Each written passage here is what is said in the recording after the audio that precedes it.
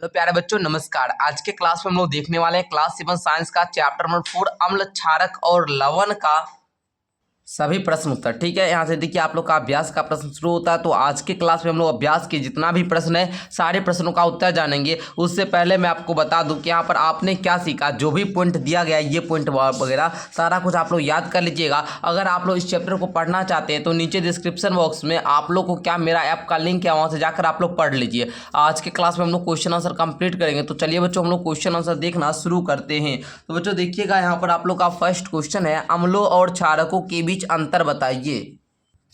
तो हम लोग लिखेंगे अम्ल और क्षारक के बीच क्या क्या अंतर है, इसको लिखेंगे। ठीक है, आप लोग भी अपना कॉपी कलम खोल लीजिए एंड आप लोग भी इस प्रकार से पहले आप लोग क्या कीजिएगा, जब भी आप लोग को कोई भी चीज़ का अंतर पूछेगा तो इस प्रकार से पहले 2 कॉलम बनाइएगा। ठीक है, लिखिएगा कि अम्ल एवं क्षारकों के बीच निम्न अंतर है। अम्ल एवं क्षारकों के बीच निम्न अंतर है। एक तरफ अम्ल लिख दीजिएगा, दूसरा तरफ क्षारक लिख दीजिएगा और इस प्रकार से 2 कॉलम बना दीजिएगा। लिखिएगा कि अम्ल स्वाद में खट्टे होते हैं जबकि क्षारक जो होता है स्वाद में कड़वे होते हैं। ये फर्स्ट अंतर हुआ।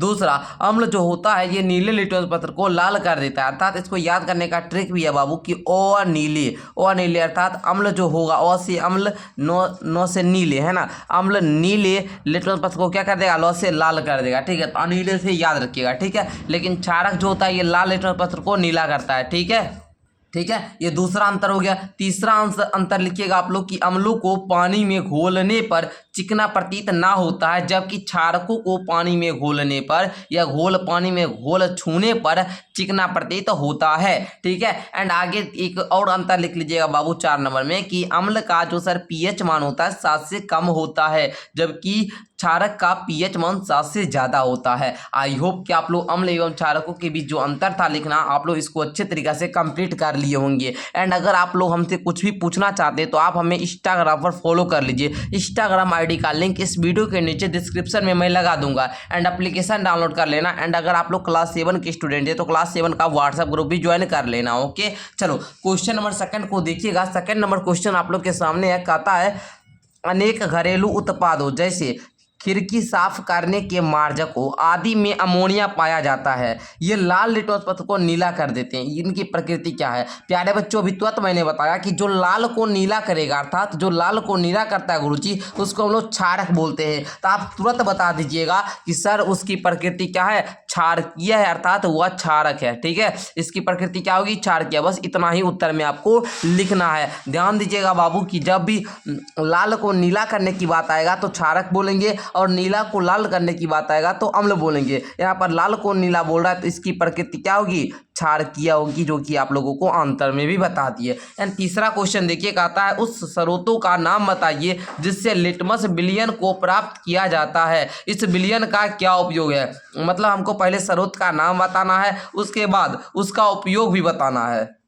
तो बच्चे चलिए, शानदार सा उत्तर आप लोग एक बार लिखना फिर से शुरू कर दीजिए। प्यारे बच्चे लिखिएगा कि स्रोत का नाम में हमने लाइकेन को लिया। स्रोत का नाम क्या लिया, लाइकेन, जिसको हम लोग सैक बोलते हैं। ठीक है, इस विलयन का उपयोग कैसे होता है तो बोलेंगे इस विलयन का उपयोग क्षारकों व अम्लों का परीक्षण करने में किया जाता है। आई होप कि आप लोग क्वेश्चन नंबर 3 के उत्तर को अच्छे तरीके से समझ चुके होंगे। आइए बच्चों, हम लोग नेक्स्ट क्वेश्चन को लेते हैं। क्वेश्चन नंबर 4 कहता है क्या आशुत जल अम्लीय, क्षारकीय, उदासीन होता है? कहता है जो आशुत जल होते हैं वो अम्लीय होते हैं या फिर क्षारकीय होते हैं या फिर उदासीन होते हैं। आप इसकी पुष्टि कैसे करेंगे? तो आपको पहले बता दूं, अम्लीय क्या होता है, जिसमें अम्ल की मात्रा होता है। क्षारकीय कहता है जिसमें क्षारक की मात्रा होता है ना जी। अम्ल कहते किसे, जो क्षारक के प्रभाव को नष्ट कर दे उसको अम्ल बोलते हैं। क्षारक किसको बोलते हैं, जो अम्ल के प्रभाव को नष्ट कर दे उसको क्षारक बोलते हैं। उदासीन किसको बोलते हैं, जिसमें जो ना ही अम्ल का मात्रा हो ना ही उसमें क्षारक का मात्रा हो। ठीक है ना, तो उसको हम लोग उदासीन बोलते हैं। ठीक है, चलिए देखिए बच्चों, उत्तर में किस प्रकार लिखेंगे आप लोग 4 नंबर के। सबसे पहले उत्तर में लिखेंगे कि आशुत जल जो होता है सर ये उदासीन होता है। कैसा होता है बच्चे, उदासीन होता है। अर्थात कहने का मतलब ये हुआ कि आशुत जल में ना ही अम्ल की मात्रा पाई जाती है ना ही क्षारक की मात्रा पाई जाती है। अब सर बोल रहा था कि प्रयोग के द्वारा पुष्टि करने के लिए, तो आप लोग कैसे लिखोगे 2 परख नलियों में आशुत जल लेकर इनमें से एक में लाल लिटमस पत्र तथा दूसरी में क्या करेंगे, नीला लिटमस पत्र डालते हैं। इन दोनों पात्रों के लिटमस पत्रों के रंग में कोई परिवर्तन नहीं होता है। तो इससे स्पष्ट है कि आशुत जल ना तो अम्लीय है और ना ही क्षारकीय है। ठीक है, आपको तुरंत अभी बता दिए। तो इस प्रकार आप लोग लिख लीजिएगा, अतः आसुत जल उदासीन होता है। जब भी हम लोग को देखिए लिटमस पत्र हम क्या होता है, लिटमस पत्र हमको बताता है कि इसमें अम्ल की मात्रा है या फिर क्षारक की मात्रा है, ठीक है ना। लिटमस पत्र वही बताता है। जैसे हम लोग लिए आसुत जल लिए, हम क्या किए, दो अलग अलग कप में लिए, ठीक है, दो परख नाली था, इस प्रकार से इसमें हमने लिया, दोनों में क्या किया, आसुत जल को डाल दिया, एंड इसमें भी लिटमस पत्र डाला, इसमें भी लिटमस पत्र डाला। डालते हैं तो देखते हैं कि इसमें कोई रंग में परिवर्तन ही नहीं हो रहा है। अगर नीला से लाल होता या लाल से नीला होता तब ना वो अम्ल क्षारक को दर्शाता। कुछ परिवर्तन ही नहीं हो रहा है, रंग में कुछ परिवर्तन ही नहीं हो रहा है, तो हम समझ गए कि नहीं, रंग में परिवर्तन नहीं हो रहा, अर्थात ये जो है उदासीन है, ठीक है ना। इसमें ना ही अम्ल की मात्रा है ना ही क्षारक की मात्रा है। तो इस प्रकार हमने इसको लिख भी दिया। तो आई होप कि आप लोग क्वेश्चन नंबर 4 को समझ चुके होंगे। एंड आइए बच्चों क्वेश्चन नंबर 5 को समझेंगे। क्वेश्चन नंबर 5 आपके सामने है, कहता है उदासीनीकरण के प्रक्रम को एक उदाहरण देते हुए समझाइए। तो बच्चे आप लोग लिखेंगे आंसर में क्या, इसको हम लोग समझते हैं। लिखिएगा, जब अम्ल एवं क्षारक की अभिक्रिया करवाई जाती है, जब अम्ल को लेंगे और क्षारक को लेंगे एंड दोनों को हम अभिक्रिया करवाएंगे, अर्थात रिएक्शन जब दोनों का होगा तो लवण एवं जल प्राप्त होता है, तो इसी अभिक्रिया को उदासीनीकरण अभिक्रिया कहते हैं। आपको बोल रहा था उदाहरण से समझाइए सर, तो उदाहरण में लिखिएगा HCl अर्थात हाइड्रोक्लोरिक अम्ल, और प्लस में दीजिएगा NaOH अर्थात सोडियम हाइड्रोक्साइड। HCl क्या है बाबू, अम्ल है, NaOH क्या है बाबू, क्षारक है। जब दोनों में अभिक्रिया करवाए तो ये NaCl प्लस H2O बना, प्लस में उष्मा मुक्त किया, तो बोलेंगे सर NaCl क्या है, सोडियम क्लोराइड है, H2O क्या है सर, जल का अनुसूत्र है, ठीक है ना। तो हमको क्या दिया बाबू, सोडियम क्लोराइड, जो कि एक क्या है बाबू, लवण है, क्या है जी, लवण है, प्लस में क्या दिया, जल दिया, प्लस में उष्मा दिया, उसको छोड़िए बाबू। अम्ल और क्षारक को जब अभिक्रिया करवाए तो क्या प्राप्त हुआ, लवण प्राप्त हुआ, और सर क्या प्राप्त हुआ, जल प्राप्त हुआ। इसी को आप लोग लिखिएगा, एंड इसी रिएक्शन को हम लोग उदासीनीकरण अभिक्रिया कहते हैं। आई होप कि आप लोग उदासीनीकरण अभिक्रिया को लिख चुके होंगे। एंड आइए बच्चों क्वेश्चन नंबर 6 को समझते हैं। ओके, क्वेश्चन नंबर 6 आपका कहता है बाबू कि नाइट्रिक अम्ल कॉमे, कहता है कि यदि कथन सही हो तो आपको टी लिखना है और गलत हो तो एफ लिखना है। एफ फॉर फॉल्स होता है, टी फॉर सही, ट्रू होता है ना जी। नाइट्रिक अम्ल लाल लिटमस पत्र को नीला कर देता है। बच्चे ध्यान से समझिएगा, समझने वाली बात है। नाइट्रिक अम्ल जो होता है बाबू क्या करता है जी, अरे नाइट्रिक क्या है, अम्ल है। नाइट्रिक क्या है सर, अम्ल है, और अम्ल होता है सर जो नीला को लाल करे। अम्ल क्या करता है सर, नीला को लाल करता है। यहाँ पर बोल रहा है सर लाल को नीला करेगा। अरे सर अम्ल है तो कैसे लाल को नीला करेगा, क्षारक रहता तब तो लाल को नीला करता, अम्ल लाल को नीला ना करेगा। तो बाबू ये क्या हो जाएगा, गलत हो जाएगा। तो यहाँ पर आप लोग फॉल्स लिख लीजिएगा, अर्थात असत्य लिख लीजिएगा, या फिर आप लोग गलत बोल दीजिएगा, ठीक है। चलिए आगे है, सोडियम हाइड्रोक्साइड नीले लिटमस को लाल करेगा। बाबू सोडियम हाइड्रोक्साइड जिसको अनुसूत होता है NaOH, और NaOH जो होता है बाबू ये क्या होता है, क्षारक होते हैं, अर्थात ये जो होते हैं क्षारकीय प्रकृति होते हैं, ये क्षारक होते हैं। और क्षारक आपको पता है, क्षारक सर लाल को नीला करता है, ना कि नीला को लाल करता है। कह रहा है यहाँ पर कि सोडियम हाइड्रोक्साइड नीले लिटमस पत्र को लाल कर देता है, तो बोलेंगे नहीं सर, बिल्कुल गलत हो जाएगा, क्योंकि सोडियम हाइड्रोक्साइड क्या है बाबू, सोडियम हाइड्रोक्साइड एक क्षारक है, और क्षारक जो होता है लाल को नीला करता है, नीला को लाल नहीं करेगा। आई होप कि समझ चुके होंगे। देखिए ग नंबर कहता है, सोडियम हाइड्रोक्साइड और हाइड्रोक्लोरिक अम्ल एक दूसरे को उदासीन करके लवण और जल बनाते हैं। कहता है कि सोडियम हाइड्रोक्साइड और हाइड्रोक्लोरिक अम्ल जो होते हैं एक दूसरे को उदासीन करके लवण और जल बनाते हैं। ये बात सत्य हो जाएगा। अभी हम आपको फॉर एग्जाम्पल से भी समझाए थे। यहाँ पर देखिए, यहाँ पर जब हमने HCl अम्ल को सोडियम हाइड्रोक्साइड के साथ अभिक्रिया करवाया तो लवण और जल को प्राप्त हुआ। यही बात यहाँ पर लिखा है, तो ये बात क्या हो जाएगा, सत्य हो जाएगा, अर्थात इसमें टी लिख लीजिएगा।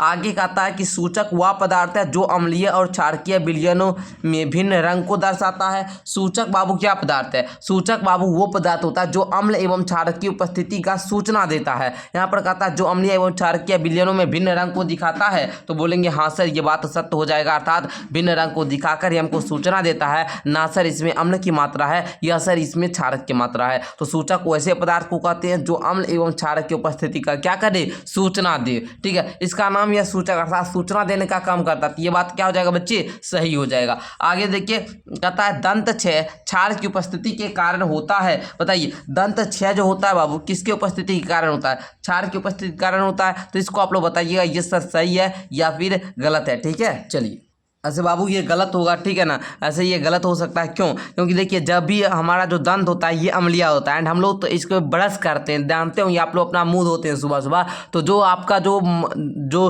दंत मंजन होता है या फिर आप लोग कोलगेट वगैरह का यूज करते हैं वो क्षारकीय प्रकृति का होता है, ठीक है ना। दंत क्षय अर्थात दांत में जो क्षय होता है ना, तो वो क्षार की उपस्थिति के कारण नहीं, अम्ल की उपस्थिति के कारण होता है, ठीक है ना। तो आप लोग लिख लीजिएगा। ओके, चलिए आगे देखिए, अब क्वेश्चन नंबर 7 आ चुका है। एंड क्वेश्चन नंबर 7 कहता है कि दोरजी के रेस्टोरेंट में शीतल मृदु पेय की कुछ बोतलें हैं, लेकिन दुर्भाग्य से वे चिन्हित नहीं हैं। अब चिन्हित नहीं है, उसे ग्राहकों की मांग के अनुसार पेय परोसने हैं।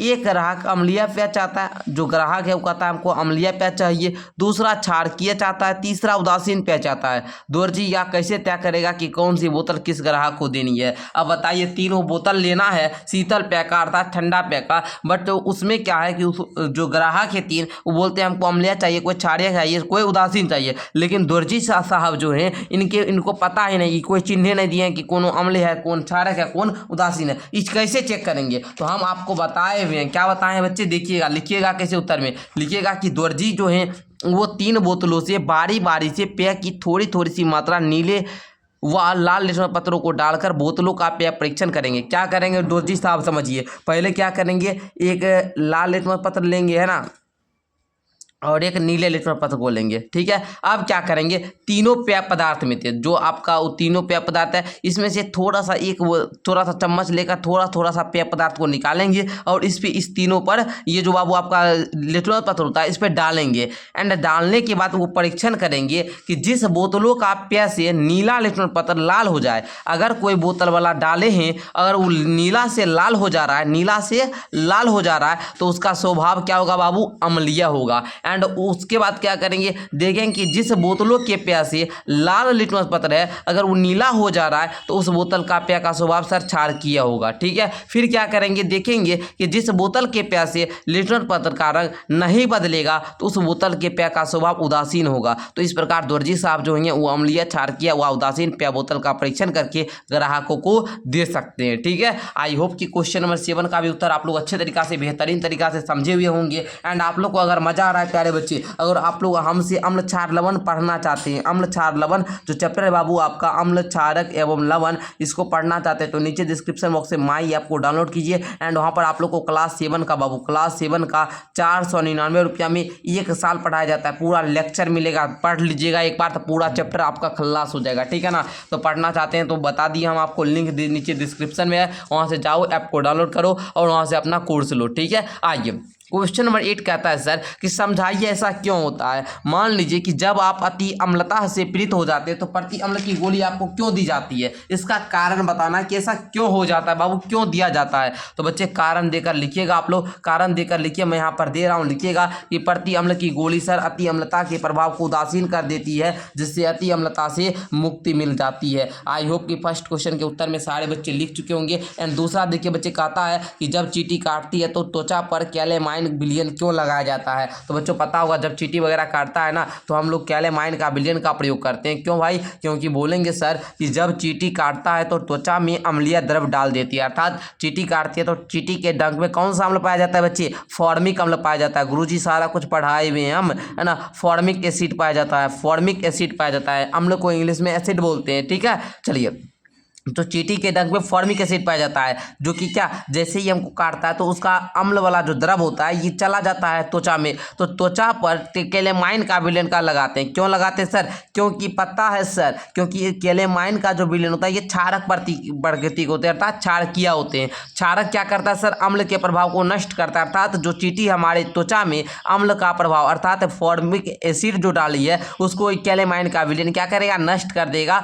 कैलेमाइन का विलयन का स्वभाव क्षारकीय होता है, जो अम्लीय प्रभाव को क्या करेगा? नष्ट कर देगा, जिससे उदासीन कर देता है। क्या करता है? उदासीन कर देता है, इससे जिंक कार्बोनेट होता है, ठीक है। तो आई होप कि आप लोग समझ चुके होंगे। ओके, इस प्रकार आप लोग को क्वेश्चन नंबर 2 का भी रीजन बताना है। एंड आइए 3 नंबर में आपको कैसे बनाना है इसको भी हम लोग समझते हैं। तो कहता है बाबू आपका क्या, समझिएगा कारखाने की अपशिष्ट को जलाशयों में बहाने से पहले उसे उदासीन किया जाता है। क्यों भाई? तो आप लोग बोलिएगा कि सर कारखानों के अपशिष्ट जो होते हैं वो कैसे होते हैं? अम्लीय पदार्थों के मिश्रित तो होते हैं। यदि ऐसे अपशिष्ट पदार्थों को जलाशयों में बहाने के लिए दे दिया जाए तो जलाशय में जो जीव रहता है अर्थात मछली जो रहती है एवं अन्य जलीय जीव जो रहते हैं वो अपशिष्ट के अम्लीय प्रभाव से नष्ट हो सकते हैं अर्थात उनका क्षति होगा। अतः कारखानों में अपशिष्ट को जलाशयों में बहाने से पहले उसे उदासीन कर देते हैं। उसमें क्षारक वाला कुछ ऐसा पदार्थ मिलाते हैं जिससे वो क्या हो जाता है? उदासीन हो जाता है, जिससे जलाशय के जीवों को कोई खतरा नहीं होता है। तो आई होप कि आप लोग तीसरा भी समझ चुके होंगे अर्थात 8 का गौ तक आपका क्लियर हो चुका है।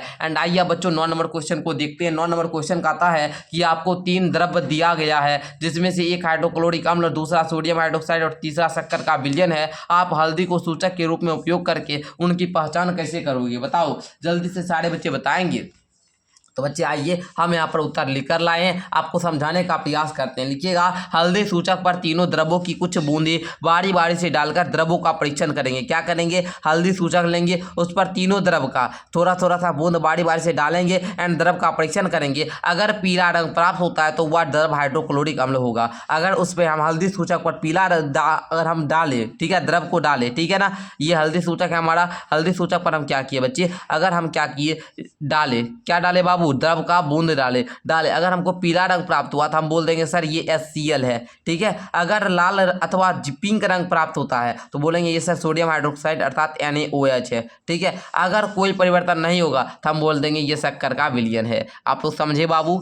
समझे ना कैसे लिखना है सर? अगर हम लोग हल्दी सूचक पर द्रव वाला बूंद को डालेंगे, अगर रंग पीला प्राप्त हुआ तो बोलेंगे हाइड्रोक्लोरिक अम्ल है। अगर लाल या पिंक रंग का प्राप्त हुआ तो बोलेंगे सोडियम हाइड्रोक्साइड है। अगर कोई परिवर्तन नहीं हुआ तो बोल देंगे शक्कर का विलयन है। आई होप कि क्वेश्चन नंबर 9 को सारे बच्चे सीख चुके होंगे। एंड क्वेश्चन नंबर 10 पे आइए बच्चे, कहता है नीले लिटमस पत्र को एक विलयन में डुबोया गया या नीला ही रहता है, विलयन की प्रकृति क्या है? बच्चे समझाइए। उत्तर लिखना शुरू कर दो, सारे बच्चे लिखना शुरू कर दो। लिखो कि विलयन की प्रकृति क्षार किया है। विलयन की प्रकृति कैसी है बच्चे? क्षार किया है, क्योंकि लिटमस पत्र को विलयन में डुबाने पर उसका रंग क्या होता है बच्चे? लाल नहीं होता है। क्यों भाई? यहाँ पर बोल रहा था कि नीले लिटमस पत्र में एक विलयन डुबाया गया या नीला ही रहता है, विलयन की प्रकृति क्या है बताइए? अगर विलयन की प्रकृति क्षारकीय क्यों हो जाएगी? क्योंकि हमने क्या किया, उसमें नीला का नीला ही रह गया, अर्थात नीला से जब लाल होगा, नीला से जब लाल होगा तब ना हम बोलेंगे बाबू ये इसमें इसकी मात्रा है। अगर कुछ परिवर्तन नहीं हुआ तो हम बोलेंगे विलयन की प्रकृति क्षारकीय है, क्योंकि लिटमस पत्र को विलयन में डुबाने पर उसका रंग लाल नहीं हुआ,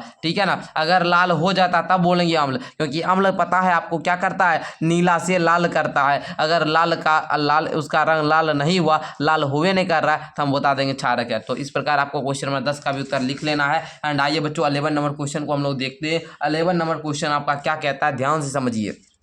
निम्नलिखित वक्तव्यों को ध्यान से पढ़े। कहता है कि अम्ल और क्षारक दोनों सभी सूचकों के रंग को परिवर्तित कर देते हैं, ठीक है। चलिए, यदि कोई सूचक अम्ल के साथ रंग परिवर्तित कर देता है तो वह क्षारक के साथ रंग परिवर्तित नहीं करता है। ये बात अब बताना है आपको, है ना। क्या है बच्चे? ये बात क्या है बच्चे? तो आप बोलेंगे सर ये बात तो हमको लग रहा है सही है। चलिए ये सही है, एक लिख देते सही है। अच्छा, यदि कोई सूचक क्षारक के साथ रंग परिवर्तित करता है तो वह अम्ल के साथ रंग परिवर्तित नहीं करता है। ये बात भी हमको लग रहा है सर सही है। अम्ल और क्षारक के रंग परिवर्तन सूचक के प्रकार पर निर्भर करता है। जी बात, ये भी बात बाबू सही है आपका। तो अर्थात यहाँ पर 1 नंबर वाला तुमको सही नहीं बुझाया। तो यहाँ पर बोलता है कि ऊपर लिखे वक्तव्यों में से कौन से का वक्तव्य सही है? तो ख वाला बोले सही है, गो वाला बोले सही है, घ वाला बोले सही, अर्थात आपका ऑप्शन नंबर ये 3 हो जाएगा। तो प्यारे बच्चों, इस प्रकार आप लोगों ने आज के क्लास में अम्ल और क्षारक जो चैप्टर था इसका सभी प्रश्न उत्तर किए, और मैं आशा करता हूँ कि आपको बहुत ज़्यादा मजा भी आया होगा। एंड देखिए बच्चे, उदासीन हम बता भी रहे थे, यहाँ पर देखिए दिया भी है, वे पदार्थ जो ना तो अम्लीय होते ना ही क्षारकीय होते उदासीन कहलाते हैं।